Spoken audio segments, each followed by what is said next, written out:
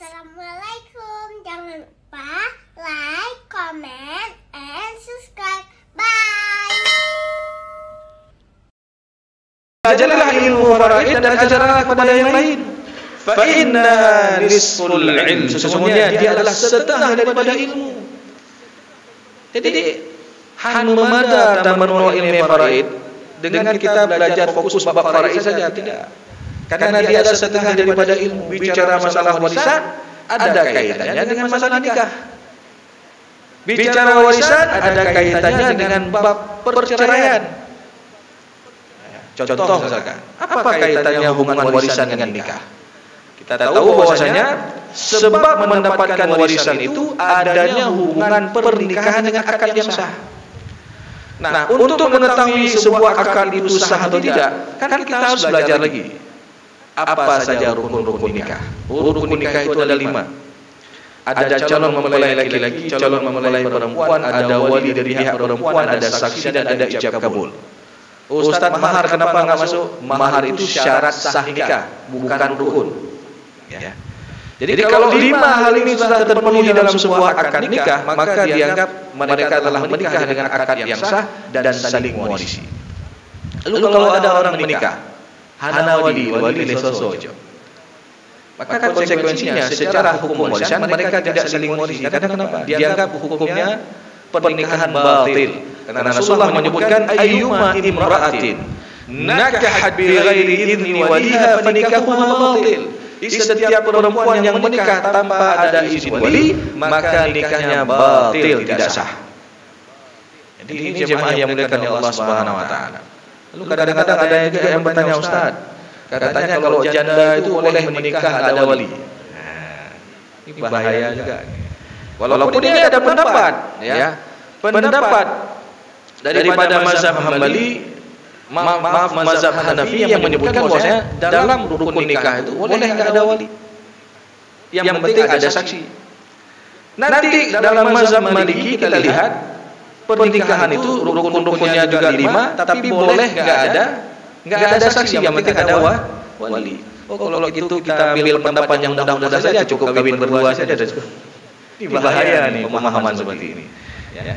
Jadi jemaah yang muliakan Allah Subhanahu wa taala, ini yang harus kita luruskan, karena masalah perkawinan ini termasuk masalah yang banyak, apalagi orang yang nikah siri, yang nanti berkaitan dengan masalah warisan. Apakah orang yang nikah siri dapat hak warisan?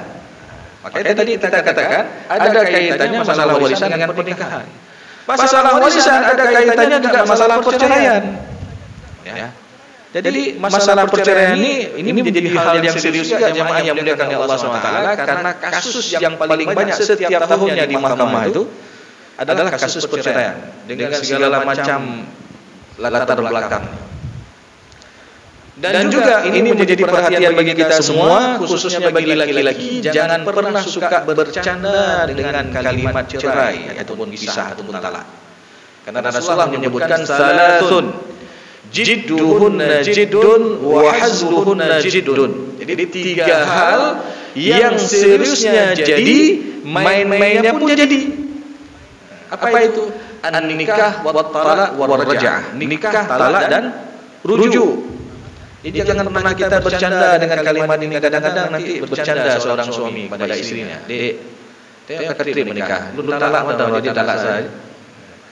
Jadi ketika dia ini walaupun ada niat talak nih, tapi karena kalimatnya sharih, kalimatnya jelas, itu jatuh talak.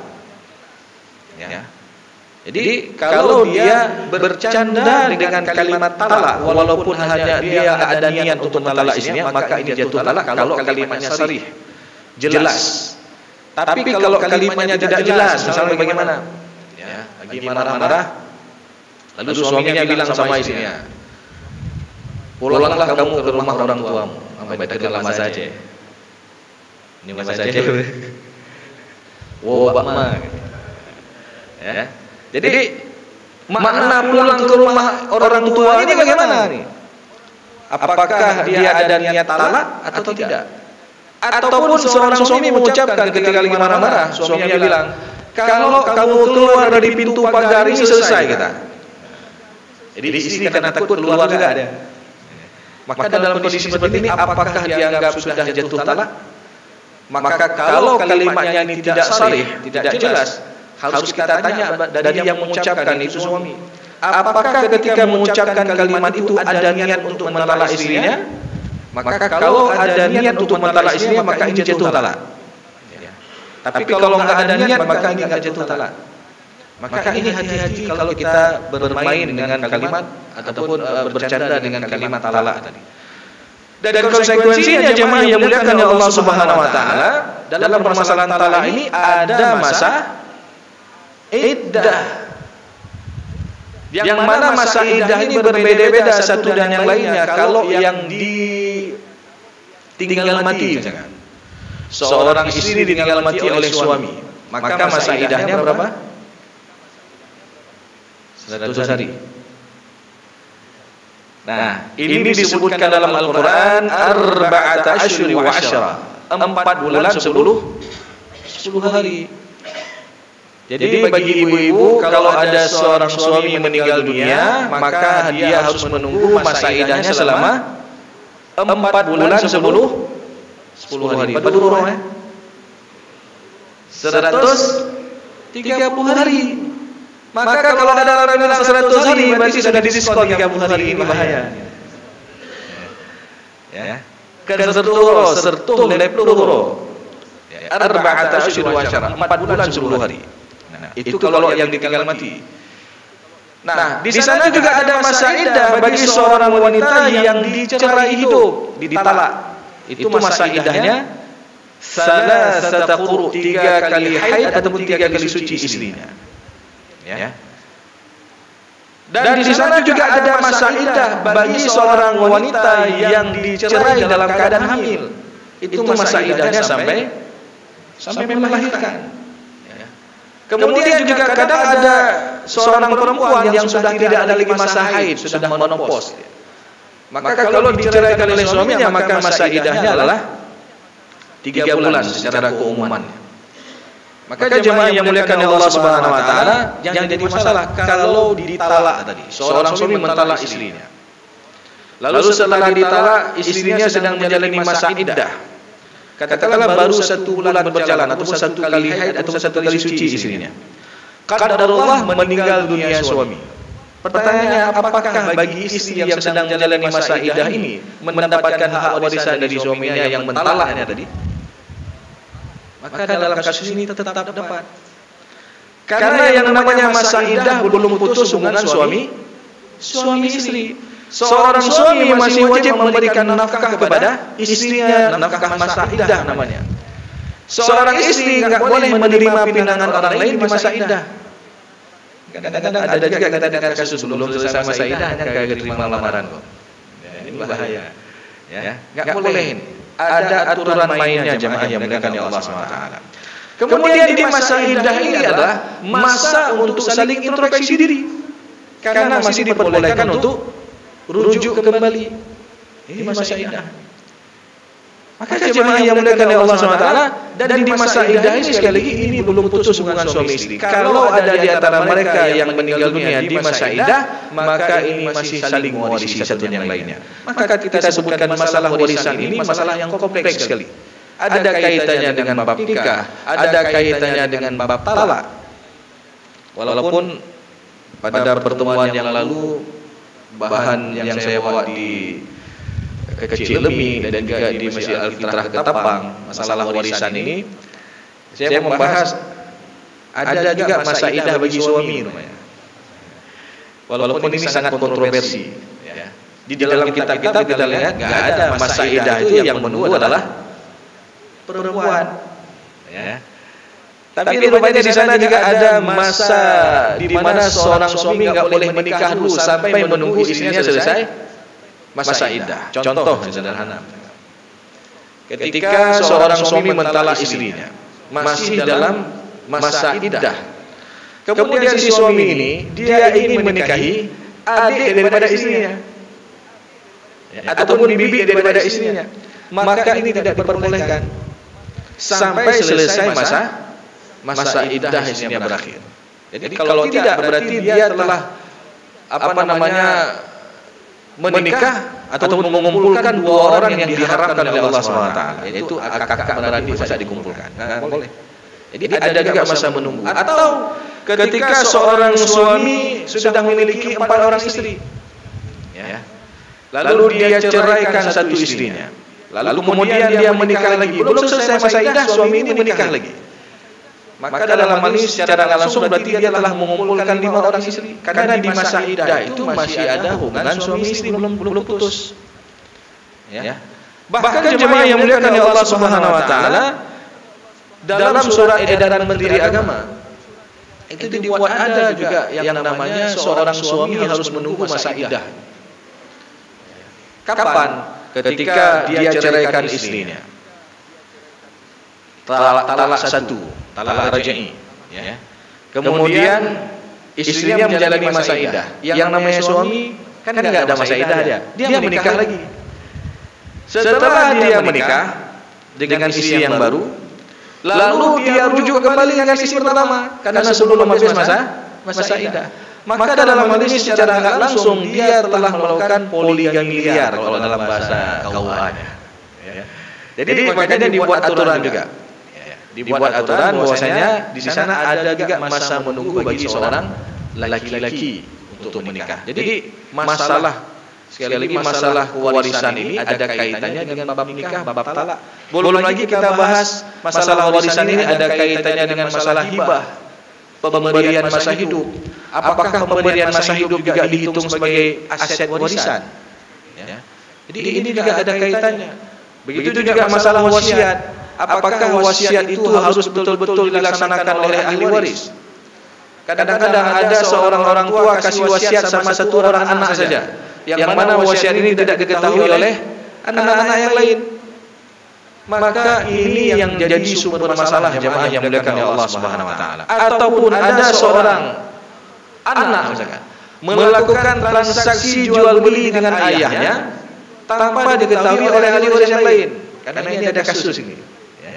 Jadi ketika duduk puncaknya ketika meninggal orang tua, waktu duduk ahli waris, salah satu anak mengatakan dulu tanah ini sudah ada jual beli sama ayah. Kan? Ahli waris yang lain mengatakan ayah anak kata dulu. Ini enggak ada, ini harus dibagi juga, kami harus faraid, kami dapat juga hak di tanah ini. Oh enggak boleh kayak gitu. Saya dulu sudah beli sama ayah, sudah saling mengklaim, ya. Karena kenapa? Tanahnya sudah bernilai di daerah Bato. Kan kami memang juga semeter. Le juta mungkin ya sekitar itulah. Jadi karena sudah bernilai, sudah ribut. Karena satu mengklaim itu ada jual beli, satu lagi mengatakan kamu ada apa? Ayah ada pegang apa? Ini jadi masalah. Jadi jemaah yang muliakan oleh Allah Subhanahu wa taala, kadang-kadang kalau kita melihat sengketa warisan ini, secara enggak langsung mereka telah melakukan dosa-dosa besar.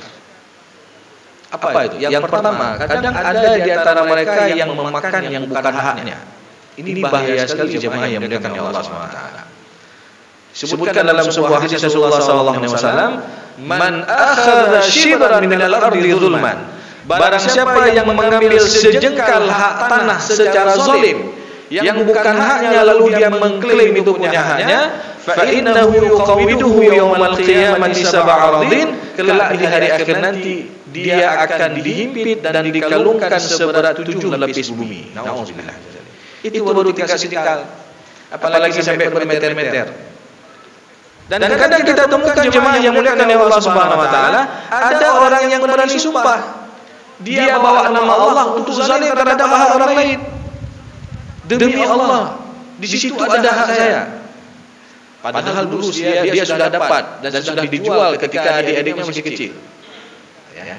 Jadi ketika dia bersumpah atas nama Allah untuk zalim terhadap hak orang lain, maka disebutkan dalam hadis Rasulullah, haram baginya masuk ke dalam syurganya Allah Subhanahu wa taala. Karena kenapa?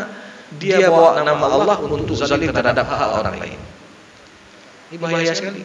Apalagi kalau di sana ada hak anak yatim yang dimakannya. Sebagaimana contoh, baru beberapa hari yang lalu ada kejadian ketika seorang suami meninggal dunia meninggalkan istri dalam keadaan mengandung, sudah 5 bulan istri mengandung. Dan anak dalam kandungan istrinya inilah anak pertama. Lalu datang wali daripada saudara kandung daripada almarhum suaminya minta hak. Tahalul hak wali. Udah kan anak. Kan? Akhirnya karena istrinya di bawah tekanan, dia kasihlah sebagian. Nah, enggak lama setelah 4 bulan kemudian lahir anak laki-laki. Maka dalam hal ini jemaah yang dimuliakan oleh Allah SWT, dalam kasus pewarisan janin dalam kandungan ini dibahas. Ketika seorang meninggal dunia meninggalkan istri dalam keadaan mengandung, itu enggak boleh diambil dulu, enggak boleh dibagi dulu sampai jelas kelahiran bayinya. Karena anak ini juga dianggap hidup dalam rahim ibunya. Jadi harus ditunggu sampai kejelasan kelahirannya. Kecuali misalkan kalau dia dalam keadaan meninggal dunia, maka di sana ada hak wali ataupun saudara kandung daripada almarhum. Tapi kalau lahir ini anak laki-laki, maka walaupun ini dia baru lahir anak laki-laki, baru bayi dia, itu juga menghalangi saudara kandung daripada almarhum. Jadi ini jemaah yang dimuliakan oleh Allah SWT, maka kalau diambil harta anak tadi, secara langsung dia telah memakan hak anak yatim. Yang ancamannya langsung Allah sebutkan dalam surat An-Nisa ayat 10. Innal ladzina ya'kuluna amwalal yatama dzulman innama ya'kuluna fi butunihim nara wa sayaslawna sa'ira. Sesungguhnya orang-orang yang memakan harta anak yatim secara zalim, itu sama dengan dia telah memakan bara api dalam perutnya. Wa sayaslawna sa'ira, dan kelak di hari akhir nanti dia akan dicampakkan ke dalam api neraka yang menyala-nyala. Jadi ini bahaya sekali jemaah yang dimuliakan oleh Allah Subhanahu wa taala. Maka dalam permasalahan sengketa warisan ini secara enggak langsung dia bisa berbuat dosa besar. Yang pertama tadi memakan hak orang lain. Yang kedua, tanpa kita sadari dalam sengketa masalah warisan ini akan terjadi putusnya hubungan persaudaraan. Dan juga Rasulullah menyebutkan dalam hadisnya bahwasanya la yadkhulul jannah qati'ur rahim. Tidak akan masuk ke dalam surga orang yang memutuskan tali silaturahim. Ini harus kita garis bawahi. Tidak bisa masuk surga, la yadkhulul jannah, orang yang memutuskan tali silaturahim. Maka ini jemaah yang dimuliakan oleh Allah Subhanahu wa taala. Saya sering menyampaikan idealnya kalau ada permasalahan, selesaikan dulu secara internal keluarga, menjejit. Lalu ada yang tanya juga, Ustaz, apakah boleh kita bagi warisan secara kekeluargaan? Boleh. Saya teringat pernyataan daripada almarhum Profesor Dr. Muslim Ibrahim, Allah yarham, mantan ketua MPU dulu. Beliau menyampaikan bahwasanya apa? Pembagian secara musyawarah mufakat itu juga bagian dari syariat. Ya. Selama ahli waris itu antara diri saling ridha satu dan yang lainnya. Ya. Bahkan ini juga terdapat dalam kompilasi hukum Islam pasal, kalau tidak salah pasal 177 tentang permasalahan pembagian secara kekeluargaan. Bahwasanya pembagian secara kekeluargaan itu boleh dilaksanakan setelah ahli waris menyadari bagian mereka masing-masing secara syariat. Jadi ini boleh. Ya. Maka jemaah yang dimuliakan oleh Allah Subhanahu wa taala, jangan sampai kita menzalimi orang lain, jangan sampai putus hubungan suami ataupun putus hubungan kekerabatan dan lain sebagainya. Bahkan putus silaturahim ini bukan tingkat anak dengan anak saja. Ada kasus yang sampai ditanamkan kebencian kepada generasi berikutnya. Jadi pernah suatu ketika duduk musyawarah mufakat ahli waris. Jadi sudah tua-tua semua, satu umur 65 tahun, satu umur 62 tahun. Kakak beradik mereka. Waktu duduk itu semua dibawa seperti acara arisan keluarga. Jadi bawa yang kakak bawa anak, yang adik juga bawa anak. Nah, waktu sesi pertanyaan udah saling menyinggung nih permasalahan warisan ini. Waktu itu sampai terjadi keributan, sampai tenyol-tenyol, ribut-ribut. Dan yang sayangnya lagi, anak-anak mereka juga saling ikut marah-marahan. Jadi kakak bawa anak, jadi yang jelas dia akan bela mamanya. Yang satu lagi dia bawa anak, dia akan bela orang tuanya. Jadi ini terjadi jemaah yang dimuliakan Allah SWT. Jadi tidak hanya keributan ini terjadi di antara generasi yang pertama, bahkan ditimbulkan kebencian, ditanamkan kebencian kepada generasi berikutnya. Ini yang sangat kita sedihkan. Bahkan tidak hanya itu, bukan hanya tingkat anak-anak, bahkan ada seorang anak sampai putus silaturahim dengan salah satu orang tuanya. Ini ada kejadian. Ya. Meninggal ayah, masih hidup mama. Ya. Lalu ketika pembagian, ada salah satu anak menganggap ada pemberian orang tua yang tidak adil, sehingga anak ini dia marah sama mamanya sampai dia blok nomor HP mamanya. Coba kita bayangkan, ya. Mamanya sedih sampai coba hubungi anaknya nggak bisa. Ini bagaimana dahsyatnya fitnah harta ini. Ada juga kejadian sebaliknya, meninggal ibu, ayahnya masih hidup. Lalu anak ini ribut sama ayahnya. Karena kenapa? Karena dianggap ayahnya menguasai taspen hasil daripada kematian dari mamanya. Jadi harta ini luar biasa jemaah yang dimuliakan oleh Allah SWT. Maka dalam Al-Quran Allah berfirman, wa'lamu annama amwalukum wa auladukum fitnah. Ketahuilah bahwasanya harta kalian dan anak-anak kalian adalah fitnah, tempat kita diuji, tempat kita dicoba.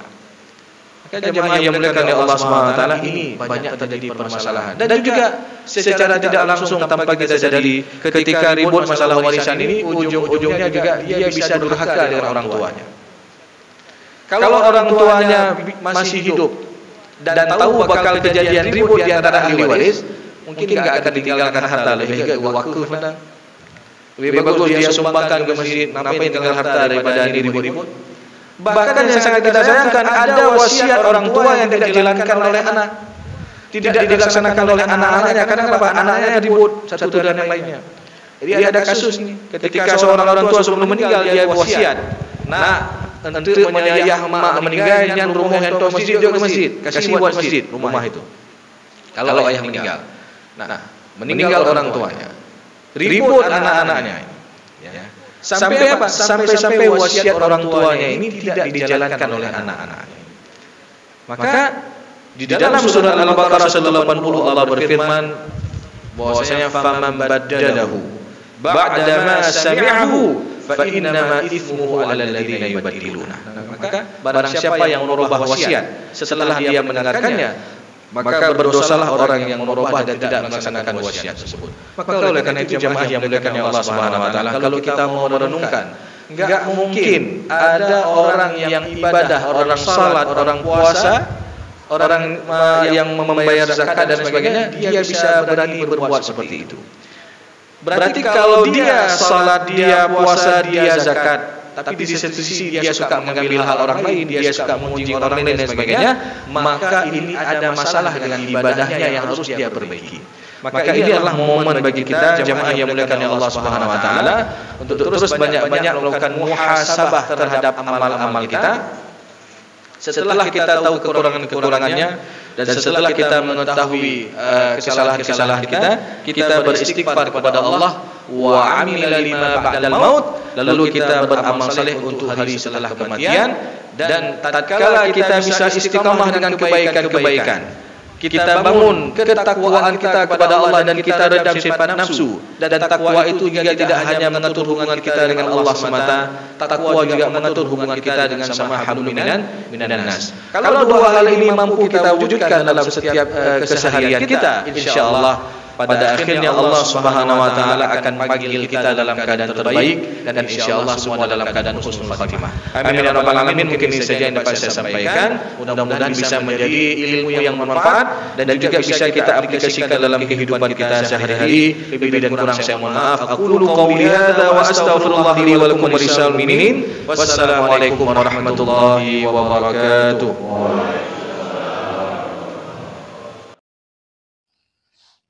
Terima kasih.